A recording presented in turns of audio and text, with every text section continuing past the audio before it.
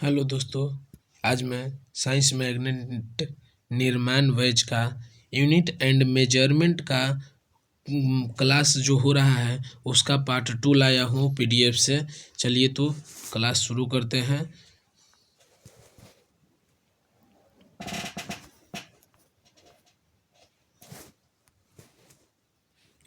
यहाँ पहला है, देखिए, कुछ राशियों को दर्शाने के लिए उनके परिमाण के साथ दिशा भी निर्दिष्ट की जाती है।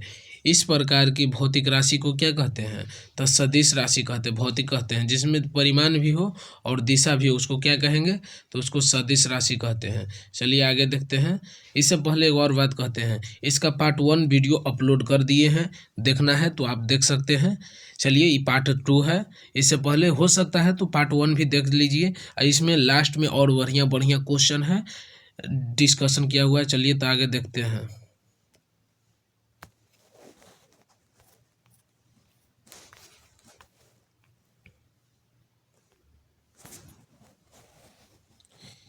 इसमें कौन सा एसआई पद्धति में मोल का प्रतीक है? मोल का प्रतीक कौन सा है? तो ये वाला MOL है जो मोल का प्रतीक है। मोल किसका मात्रक है, किसका एसआई मात्रक है? तो पदार्थ की मात्रा का एसआई मात्रक क्या है? तो मोल ही है। पदार्थ की मात्रा का एसआई मात्रक मोल है। फिर यहाँ देखते हैं, इंटरनेशनल सिस्टम यूनिट। यहाँ पर द्रव्यमान का मूल मात्रक क्या है? फंडामेंटल मात्रक तो किलोग्राम है। द्रव्यमान का मूल मात्रक हो गया किलोग्राम, सिंबल हो गया केजी। फिर आगे लंबाई, लंबाई का मात्रक क्या हो गया? तो लंबाई का मूल मात्रक मीटर हो गया, सिंबल स्मॉल m हो गया। फिर समय का मात्रक हो गया सेकेंड, इसका सिंबल s हो गया। फिर तापमान का ऐसा मात्रक हो गया केल्विन, इसका सिंबल k हो गया, कैपिटल K है। फिर विद्युत धारा का मूल मात्रक क्या हो गया? तो एम्पियर हो गया। विद्युत धारा का मूल मात्रक एम्पियर और सिंबल A हो गया। फिर उसी प्रकार से ज्योति तीव्रता का ऐसे मात्रक क्या हो गया या मूल मात्रक? तो कैंडेला हो गया और इसका सिंबल CD होता है।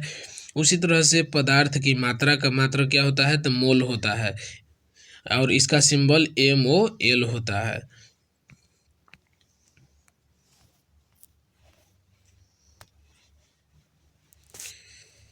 फिर आते हैं यहाँ, निम्नलिखित में से कौन सी तापमान की एसआई मात्रक है? तो तापमान का ऐसा मात्रक क्या होता है? तो केल्विन होता है, जिसको के से सूचित करते हैं। तापमान का ऐसा मात्रक क्या हो गया? तो केल्विन हो गया।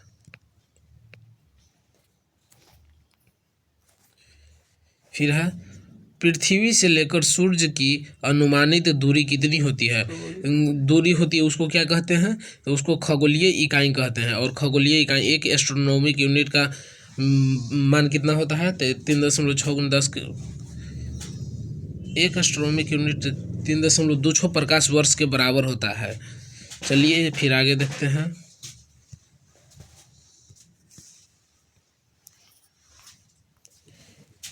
यहाँ पर प्रकाश वर्ष द्वारा किसे मापा जाता है? तो प्रकाश वर्ष के द्वारा दूरी को मापा जाता है। और एक लाइट ईयर में कितना होता है? तो 9.46 × 10⁻15 मीटर होता है। और एक एस्ट्रोनॉमिक यूनिट में होता है कितना? तो एक एस्ट्रोनॉमिक यूनिट में होता है 1.496 × 10⁻11 मीटर होता है एक एस्ट्रोनॉमिक यूनिट में। यानी एक एस्ट्रोनॉमिक यूनिट में कितना होता है? तो 1.496 × 10⁻11 मीटर। और एक लाइट ईयर में कितना होता है? तो 9.46 × 10⁻15 मीटर होता है। इसका आंसर बी हुआ। हाँ देखिए, यहाँ पर आ ही गया। एक खगोलीय इकाई में कितना मीटर होता है? तो एक खगोलीय इकाई यानी कि एक एस्ट्रोनॉमिक यूनिट में 1.496 × 10⁻11 मीटर होता है, या 1.5 × 10⁻11 मीटर होता है। इसलिए इसका सही आंसर हो गया बी।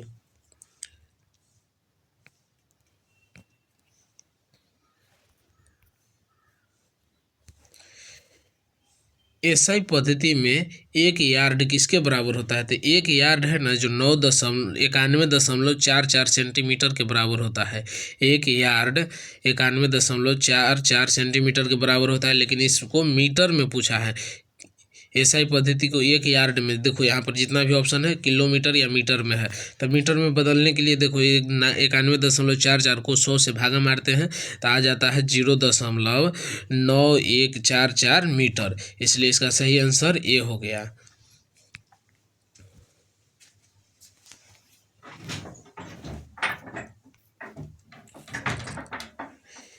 यहाँ से अब आ गया कुछ महत्वपूर्ण प्रायोगिक इकाई।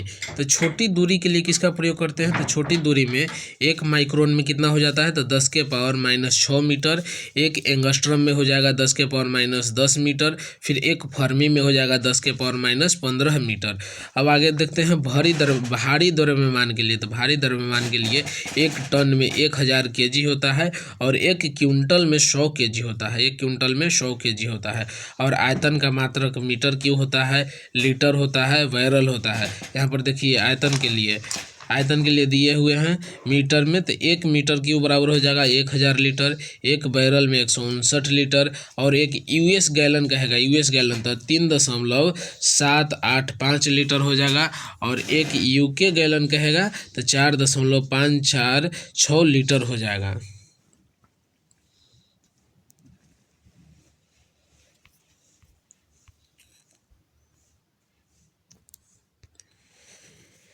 गैलन सामान्यतः इस्तेमाल किया जाता है किसके लिए, तो गैलन है इसका उपयोग किया जाता है आयतन की मापन के रूप में। आयतन को मापने के लिए किसका प्रयोग करते हैं, तो गैलन के लिए। जैसे आप ऊपर देखे थे यूएस गैलन हो गया, यूके गैलन हो गया, ये सब हो गया। यूएस गैलन यहाँ पर है, यूके गैलन हो गया।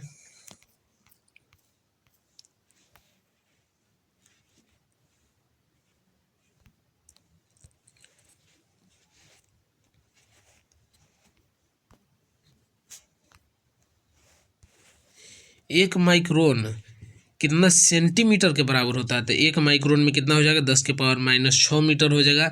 मीटर में है तो इसको सेंटीमीटर में बदलने के लिए 100 से गुना करेंगे तो 10⁻6 हो गया। यहाँ 10⁻2 हो गया। तो मीटर से सेंटीमीटर बदलने के लिए तो यहाँ पर अब आ गया 10⁻6, यहाँ 2 है तो घट गया 10⁻4 हो गया। उसी प्रकार से 1/10⁻4 हो गया। तो यहाँ पर 0.001 सेंटीमीटर हो गया। तो इसका सही आंसर हो गया ऑप्शन नंबर बी। 1 माइक्रोन में कितना सेंटीमीटर हो जाएगा, तो 0.0001 सेंटीमीटर।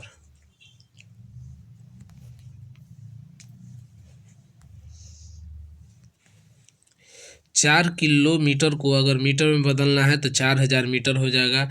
फिर उसी प्रकार से 3 किलोलीटर को बदलना है तो 3 × 1000 कर देंगे, 3000 मीटर हो जाएगा। या 3 × 10⁻³ मीटर कर देंगे।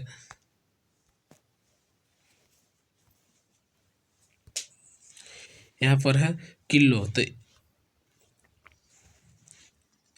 किलो का हो गया कितना, किलो में 10⁻³ होता है। हेक्टो हो गया, हेक्टो में 10⁻² होता है। डेका में 10⁻1 होता है। किलो का चिन्ह हो गया, सिंबल हो गया स्मॉल के। हेक्टो का स्मॉल h हो गया। डेका का DA हो गया। अब आते हैं डेसी। डेसी में 10⁻⁻1 होता है। सेंटी में 10⁻⁻2 होता है। और डेसी का हो गया स्मॉल d, सेंटी का हो गया स्मॉल c सिंबल।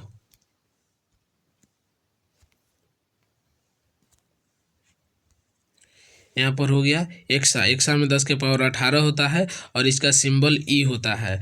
पेटा में 10 केवल 15 होता है और इसका सिंबल कैपिटल P होता है। फिर टेरा का हो गया 10⁻12। टेरा में 10⁻12 होता है और इसका सिंबल कैपिटल T होता है।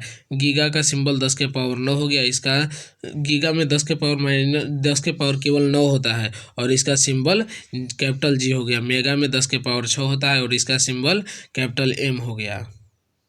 जैसे यहाँ पर दिए हुए हैं 4 एक्सा न्यूटन, तो 4 × 10⁻18 न्यूटन हो गया।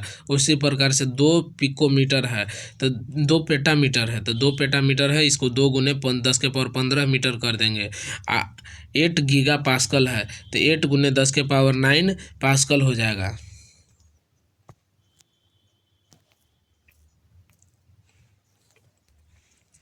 अब आते हैं मिली। मिली में 10⁻³ होता है, इसका सिंबल स्मॉल m हो गया। माइक्रो में 10⁻6 होता है और इसका सिंबल म्यू होता है। नैनो में 10⁻9 होता है और इसका सिंबल n स्मॉल n होता है। पिको का सिंबल पिको में 10⁻12 हो गया, इसका सिंबल स्मॉल p हो गया। फेमटो में 10⁻15 होता है और इसका सिंबल स्मॉल f हो गया।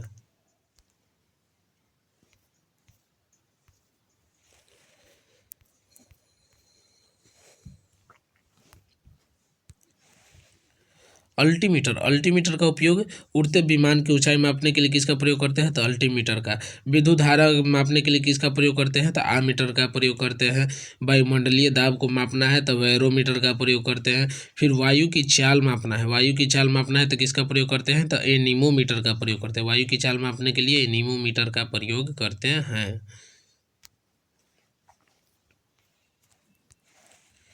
फिर आ गया फैदोमीटर। से क्या मापते हैं? तो सागर की गहराई मापना है कि तो किसका प्रयोग करते हैं? फैदोमीटर का। कम विद्युत धारा को मापना है तो किसका प्रयोग करेंगे? गैल्वेनोमीटर का। कम विद्युत धारा मापना है तो किसका प्रयोग करेंगे? गैल्वेनोमीटर का। तरल पदार्थ की आपेक्षिक घनत्व मापना है तो हाइड्रोमीटर का प्रयोग करेंगे। तरल पदार्थ की आपेक्षिक घनत्व मापने के लिए हाइड्रोमीटर का प्रयोग करेंगे। आर्द्रता को मापना है, आर्द्रता के स्तर को, तो हाइग्रोमीटर का प्रयोग करते हैं। आर्द्रता क्या है? तो वायु में जल की उपस्थिति को आर्द्रता कहते हैं।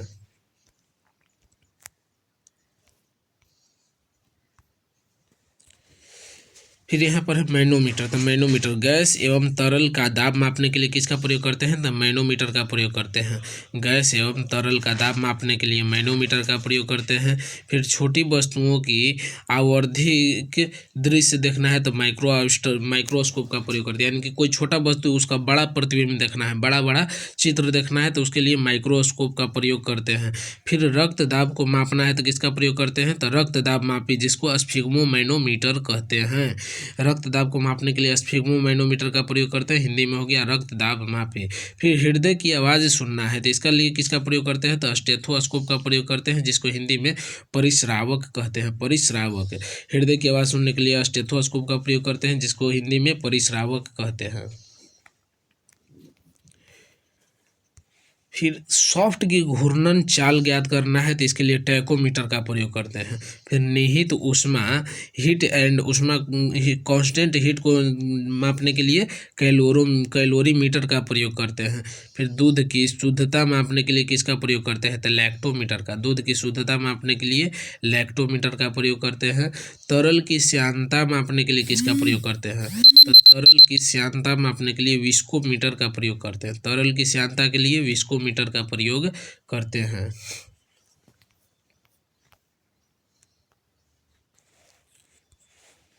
पनडुब्बी में क्या लगा होता है? तो पनडुब्बी में पेरियोस्कोप का यूज करते हैं। पनडुब्बी में किसका प्रयोग होता है? तो पेरियोस्कोप का प्रयोग होता है। यहाँ पर देखो पेरियोस्कोप है, इसमें दो गो समतल लेंस लगा होता है जो कितने डिग्री पर? तो 45 डिग्री के कोण पर लगा होता है। फिर सूरज देखने के लिए किसका प्रयोग करेंगे? तो हेलियोस्कोप का प्रयोग करते हैं। सूरज को देखने के लिए हेलियोस्कोप का प्रयोग करते हैं। फिर लाइट डिटेक्टर का प्रयोग करते हैं किसमें? तो पॉलीग्राफी में लाइट डिटेक्टर का प्रयोग करते हैं पॉलीग्राफ में। दूरी मापने के लिए किसका प्रयोग करते हैं? तो ओडोमीटर का। दूरी मापने के लिए ओडोमीटर का प्रयोग करते हैं। अब आते हैं थोड़ा सा ऑब्जेक्टिव टाइप का क्वेश्चन हो गया। ओडोमीटर एक ऐसा उपकरण है जिसका उपयोग गाड़ियों में क्या मापने के लिए किया जाता है? तो दूरी मापने के लिए किया जाता है। हाइग्रोमीटर से क्या मापा जाता है? तो आर्द्रता मापा जाता है। हाइग्रोमीटर से आर्द्रता मापा जाता है। और आपेक्षिक घनत्व मापने के लिए हाइड्रोमीटर का प्रयोग करते हैं। हाइड्रोमीटर आपेक्षिक घनत्व के लिए, आर्द्रता मापने के लिए हाइग्रोमीटर का प्रयोग करते हैं।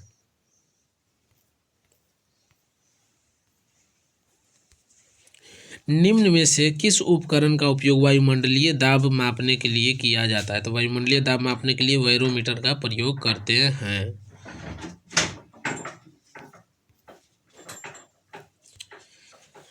कौन सा यंत्र समुद्र के स्तर से ऊपर वस्तु को देखने के लिए पनडुब्बी में प्रयोग किया जाता है? पनडुब्बी में प्रयोग किया जाता है किसका?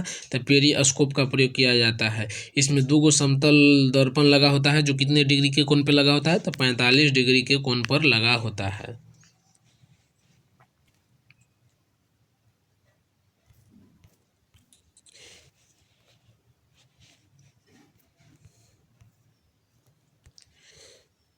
सूर्य को देखने के लिए किस यंत्र का प्रयोग करते हैं? तो सूर्य को देखने के लिए हेलियोस्कोप का प्रयोग करते हैं। सूर्य को देखने के लिए किस यंत्र का प्रयोग करते हैं? तो हेलियोस्कोप का प्रयोग करते हैं।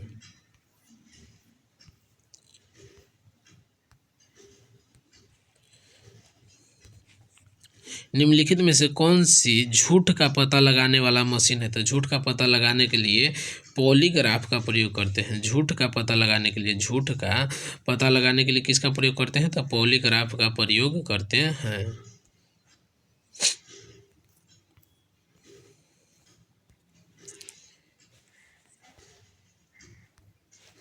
बीमीय सूत्र ज्ञात करने के लिए क्या होता है?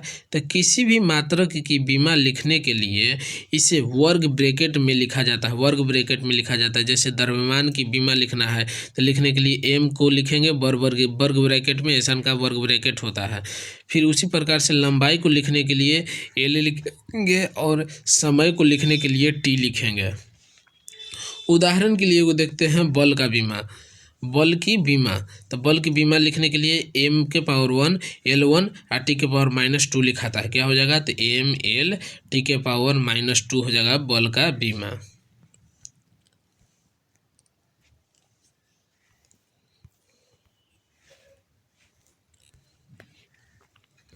क्षेत्रफल का क्या होता है? तो क्षेत्रफल का होता है मीटर स्क्वायर, ऐसा ही मात्रक होता है। तो बीमा लिखने के लिए मीटर को क्या लिखेंगे? तो एल लिखते हैं, तो एल स्क्वायर हो गया।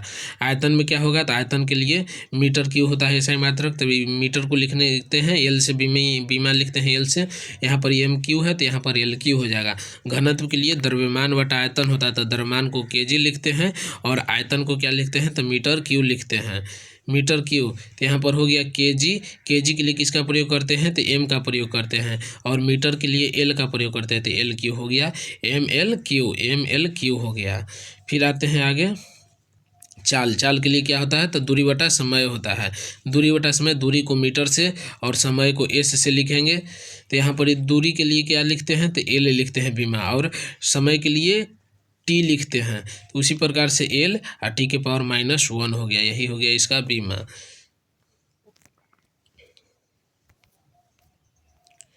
चलिए, तो यहाँ पर ख़त्म होता है पार्ट 2। यूनिट एंड मेजरमेंट का पार्ट 2 ख़त्म होता है।